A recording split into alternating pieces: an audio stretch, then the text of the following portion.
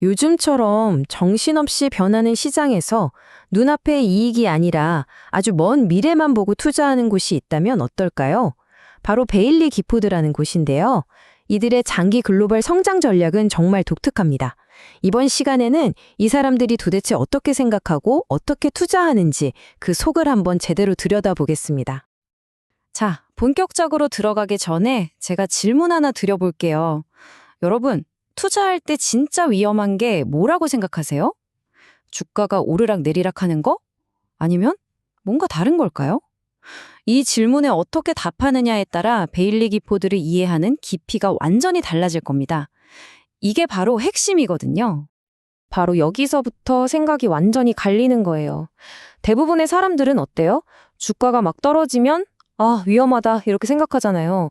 단기 변동성 그 자체를 리스크로 보는 거죠. 근데 베일리 규포드는요, 아니라고 말합니다. 정반대예요. 그 사람들이 생각하는 진짜 위험은 세상을 바꿀 엄청난 기업을 못 알아보고 그냥 지나치는 거예요. 기회를 놓치는 것, 이게 진짜 위험이라는 거죠. 이 생각의 차이가 정말 모든 걸 바꿉니다. 자, 그럼 첫 번째 섹션입니다. 베일리 기포드는 지금 시장에 무슨 문제가 있다고 보는 걸까요? 도대체 뭘 해결하려고 이렇게까지 독특한 방식을 고집하는 건지 그 진단부터 한번 들어보시죠. 베일리 기포드가 꼽는 시장의 가장 큰 문제는 놀랍게도 우리 마음속에 있습니다. 바로 손실 회피 성향이라는 건데요. 이게 뭐냐면 우리가 100만 원 버는 기쁨보다 100만 원 잃는 고통을 한 2배는 더 크게 느낀다는 거예요. 다들 공감하시죠? 그러다 보니까 어때요? 본능적으로 손실을 피하려고만 하고 당장 안전한 것만 찾게 되는 거예요. 바로 이 점이 장기적으로 크게 성공하는 길을 막는 가장 큰 장애물이라고 보는 겁니다. 그리고 이런 개인의 심리가 모여서 시장 전체를 병들게 한다는 겁니다. 생각해보세요. 다들 당장 다음 분기 실적에만 목을 매고 하루에도 수천 개씩 쏟아지는 뉴스에 정신이 없죠. 그러니까 어때요? 주식을 샀다 팔았다 정신없이 회전율만 높아지는 겁니다. 결국 시장 전체가 변동성을 피하는 데만 급급해서 진짜 중요한 것, 즉 장기적인 가치를 만들어내는 본질을 완전히 잊어버렸다는 거죠. 이게 베일리 기포드의 아주 뼈아픈 지적입니다. 아니, 그러면 베일리 기포드는 어떻게 이런 시장 분위기 속에서 버틸 수 있는 걸까요?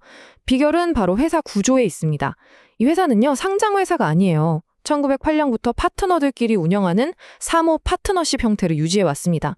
이게 무슨 뜻이냐면 외부 주주들한테 이번 분기 실적 왜 이 모양이냐 이런 압박을 받을 일이 없다는 거죠. 바로 이 구조적인 독립성 덕분에 꿋꿋하게 자신들의 장기 투자 철학을 지켜나갈 수 있는 겁니다. 정말 철학과 구조가 완벽하게 하나가 된 거죠. 자, 이제 두 번째 섹션입니다. 베일리 기포드 투자 전략의 가장 핵심, 그 심장부로 한번 들어가 보겠습니다. 이들의 모든 판단을 지배하는 단 하나의 원칙이 있거든요. 바로 비대칭성입니다. 이 비대칭성이라는 개념이 정말 중요합니다. 잘 들어보세요. 우리가 보통 생각할 때 주식시장 수익률이 평균을 중심으로 이렇게 예쁜 종 모양으로 분포할 거라고 생각하잖아요. 근데 현실은요, 전혀 그렇지 않다는 겁니다. 실제로는요, 진짜 극소수의 대박 기업들, 소위 말하는 아웃라이어들이 전체 시장 수익의 거의 전부를 만들어냅니다. 이게 바로 비대칭성이에요. 시장은 공평하지 않다는 거죠. 소수의 승자가 모든 걸 독식하는 구조입니다. 이 비대칭성이라는 걸 깨닫고 나면 투자를 보는 눈이 완전히 달라집니다. 그들의 생각을 한 문장으로 압축하면 바로 이겁니다. 무한한 이익을 얻을 기회가 있다면 그 과정에서 생기는 손실은 당연히 감수해야 한다. 다시 말해서 대박의 가능성이 정말 어마어마하다면 중간에 주가가 좀 떨어지고 흔들리는 건 그냥 입장료 같은 거라는 거예요. 손실 막는 데만 집중하는 시장의 생각과는 완전히 180도 다른 거죠. 그러니까 이 사람들의 목표는 아주 명확해요. 이것저것 평범한 회사 수백 개를 바구니에 담는 게 아니에요. 그게 아니라 미래의 시장을 통째로 먹어버릴지도 모르는 그 몇 안 되는 아웃라이어를 딱 찾아내서 변동성이 아무리 심해도 꽉 붙들고 있는 겁니다. 아주 의미 있는 비중으로요. 이게 바로 비대칭성 철학에서 나온 엄청난 확신을 바탕으로 한 집중 투자의 정수입니다. 자, 지금까지는 철학, 즉 왜 그렇게 투자하는지에 대해 알아봤죠? 그럼 세 번째 섹션에서는 어떻게 그 철학을 실행에 옮기는지 살펴보겠습니다. 바로 베일리 기포드만의 비밀 병기 10가지 질문 프레임워크입니다.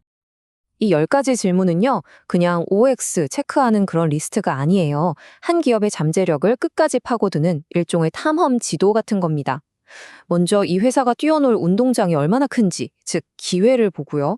그 기회를 현실로 만들 리더십이 있는지 봅니다.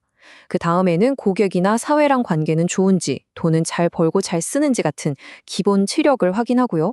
그리고 마지막에 딱 가장 중요한 질문을 던지는 거죠. 이거 진짜 대박이 터질 수 있는가? 바로 극단적인 보상의 가능성입니다. 사실 이 10가지 질문은요, 결국 단 하나의 질문으로 모아집니다. 바로 이겁니다. 이 회사가 도대체 어떻게 지금보다 5배, 아니 그 이상으로 커질 수 있지? 이 질문 하나가 모든 걸 바꿔요. 분석가들이 현재 실적에 갇혀 있지 않고 저 멀리 미래의 비대칭적인 대박을 상상하게 만들고 그 시나리오를 구체적으로 그리게끔 유도하는 거죠. 이 프레임워크에서 진짜 재밌는 부분이 또 있어요. 바로 ESG를 보는 관점입니다. 요즘 다들 ESG 하잖아요. 근데 대부분은 이걸 이런 거 안 하면 위험해? 라는 리스크 관리 차원에서 봐요. 그쵸? 근데 베일리 기포드는 완전 다릅니다. ESG를 성장의 기회로 봐요. 상승 잠재력을 확 열어주는 경쟁력이고 좋은 기업 문화의 증거라고 생각하는 거죠. 훌륭한 ESG가 곧 장기적인 성장 엔진이라는 겁니다. 관점이 완전히 다르죠.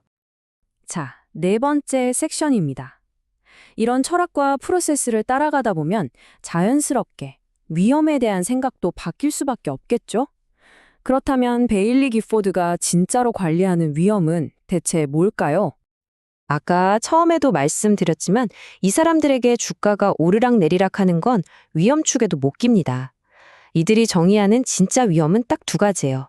첫째, 내가 이 회사가 성장할 거라고 분석했는데 그게 완전히 헛다리 짚어서 투자금을 영원히 날려버리는 거. 이걸 영구적인 자본 손실이라고 하죠. 그리고 둘째, 더 무서운 건데요. 미래의 구글, 미래의 아마존이 될 회사를 눈앞에 두고도 못 알아보고 그 기회를 영원히 놓쳐버리는 겁니다. 이렇게 위험을 다르게 보니까 포트폴리오를 짜는 방식도 완전히 달라져요. 이게 정말 흥미로운데요. 보통 우리가 IT 섹터, 금융 섹터 이렇게 나누잖아요. 베일리 기포드는 그런 분류법을 안 씁니다. 오래됐다고 보는 거죠. 대신에 세상을 바꾸는 거대한 흐름, 장기 성장 동인이라는 기준으로 기업들을 새로 묶어요. 예를 들면 넷플릭스랑 더 트레이드 데스크는 업종은 다르지만 디지털 광고라는 거대한 흐름 안에선 한 팀인 거예요. 이런 식으로 봐야 미래의 진짜 기회와 위험이 보인다고 생각하는 거죠. 물론 그렇다고 해서 아무런 규칙도 없이 막 투자하는 건 아닙니다. 최소한의 안전장치는 있어요. 아까 말한 영구적인 자본 손실이라는 진짜 위험을 막기 위해서죠.